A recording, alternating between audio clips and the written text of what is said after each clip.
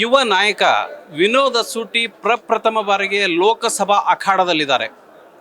ಈಗಾಗಲೇ ಇಡೀ ಕ್ಷೇತ್ರದಾದ್ಯಂತ ಭರ್ಜರಿ ಪ್ರಚಾರ ನಡೆಸಿರುವ ವಿನೋದ್ ಅಸೂಟಿ ನಮ್ಮ ಜೊತೆ ಮಾತಾಡೋದಕ್ಕೆ ಸಿಕ್ಕಿದ್ದಾರೆ. ಅವ್ರ ಹತ್ರ ಮಾತಾಡೋಣ.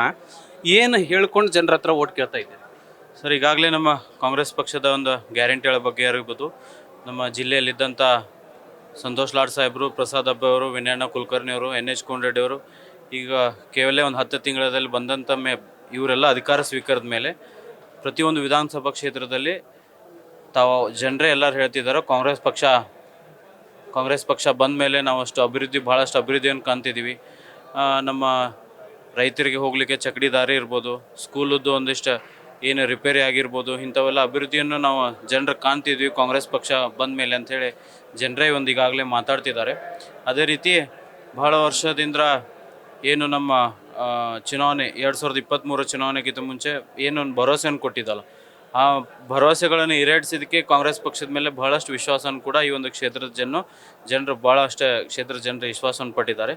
ಅದೇ ರೀತಿ ಮತ್ತು ರಾಜ್ಯದಲ್ಲಿ ಕೂಡ ಈ ಒಂದು ಸಲ ಕಾಂಗ್ರೆಸ್ ಪಕ್ಷ, ದೇಶದಲ್ಲಿ ಕೂಡ ಕಾಂಗ್ರೆಸ್ ಪಕ್ಷದ ಒಂದು ವಾತಾವರಣ ಇದೆ. ಈ ಒಂದು ಕ್ಷೇತ್ರದಲ್ಲಿ ಕೂಡ ಕಾಂಗ್ರೆಸ್ ಪಕ್ಷದ ಮೇಲೆ ವಿಶ್ವಾಸ ಮತ್ತು ಜನರು ಕೂಡ ಈ ಸಲ ಒಂದು BJP ಪಕ್ಷವನ್ನು ತೆಗೆದು ಬದಲಾವಣೆ ಮಾಡಿ ಕಾಂಗ್ರೆಸ್ ಪಕ್ಷಕ್ಕೆ ಒಂದು ಆಶೀರ್ವಾದ ಮಾಡೋಣ ಕೂಡ ಅಂತ ಈ ಜನರು ಈಗಾಗಲೇ ಮಾತಾಡ್ತಿದ್ದಾರೆ.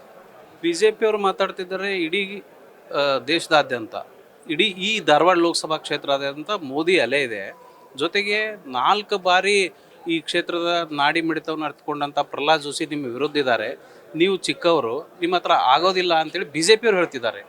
ಇಲ್ಲ, ಆ ಥರ ಅಂತ ಏನಿಲ್ಲ. ನಾನು ಒಬ್ಬ ಕಾಂಗ್ರೆಸ್ ಪಕ್ಷದ ಕ್ಯಾಂಡಿಡೇಟು. ಕಾಂಗ್ರೆಸ್ ಪಕ್ಷ ಇದೆ ನ್ಯಾಷನಲ್ ಪಾರ್ಟಿ.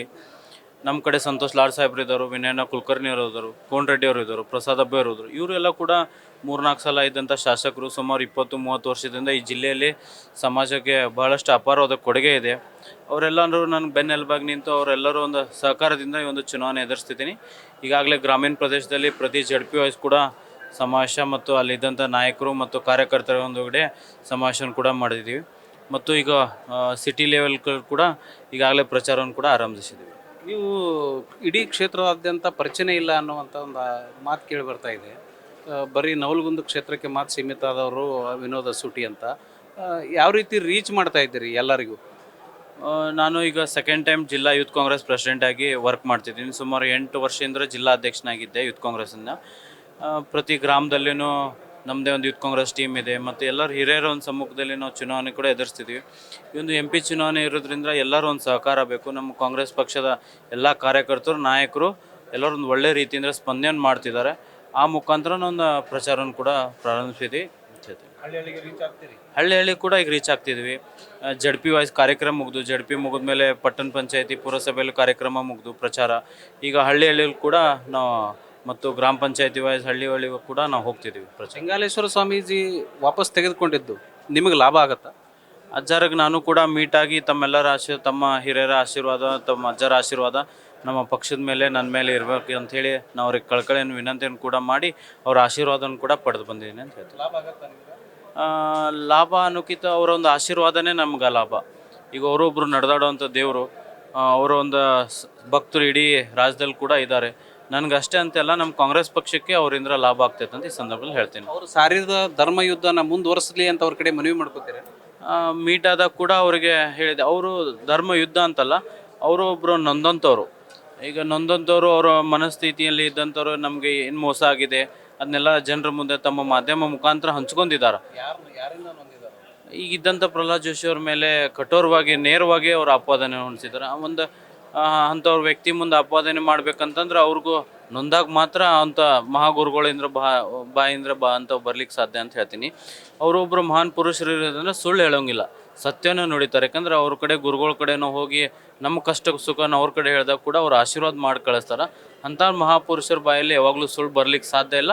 100% ಅವರು ಹೇಳಿದ್ದು ಸತ್ಯ ಐತೆ ಅಂತ ಈ ಸಂದರ್ಭದಲ್ಲಿ ಹೇಳ್ತೀನಿ. 100% ಅಜ್ಜರ ಆಶೀರ್ವಾದ ನನಗೆ ಮಾಡ್ತಾರೆ ಅನ್ನೋದು ನನಗೆ ವಿಶ್ವಾಸವನ್ನಿದೆ ಅಂತ ಹೇಳ್ತೀನಿ. ಈ ನ್ಯಾಯ ಹತ್ಯೆ ಪ್ರಕರಣವನ್ನು BJP ಪೊಲಿಟಿಸೈಸ್ ಮಾಡಿಕೊಂಡು ದುಡ್ಡು ಮತಗಳನ್ನು ಗಳಿಸ್ಕೊಳ್ಳೋದಕ್ಕೆ ಪ್ರಯತ್ನ ಮಾಡ್ತಾ ಇದೆ ಅಂತ ಇವು ಲಾಡವರು ಆರೋಪ ಮಾಡ್ತಿದ್ದಾರೆ. ಆ ಒಪಿನಿಯನ್ ನಿಮ್ಮದು ಕೂಡ? 100% BJP ಸರ್ಕಾರ 10 ವರ್ಷ ಕೇಂದ್ರ ಸರ್ಕಾರದಲ್ಲಿ ಆಡಳಿತ ನಡೆಸಬೇಕಾದ್ರೆ ಅವ್ರ ಕಡೆ ಏನೂ ಒಂದು ಯೋಜನೆಗಳಿಲ್ಲ, ಯಾವ ರೀತಿ ನಾವು ಜನರಿಗೆ ಸೇವೆ ಮಾಡಿವಿ ಅನ್ನೋದು ಇಲ್ಲ. ಈ ಥರ ಒಂದು ಮಾತಾಡಿ ಈ ಥರ ಒಂದು ಟೀಕೆಯನ್ನು ಮಾಡಿ ಧರ್ಮವಿದ್ದು ನಡಕ ಬೇರೆ ರೀತಿಯಿಂದ ಇಲೆಕ್ಷನನ್ನು ಮಾಡಿ ಈ ರೀತಿ ಒಂದು ಕ್ರಿಟಿಸೈಸ್ ಮಾಡ್ತಿದ್ದಾರೆ ಅಂತ ಹೇಳ್ತೀನಿ.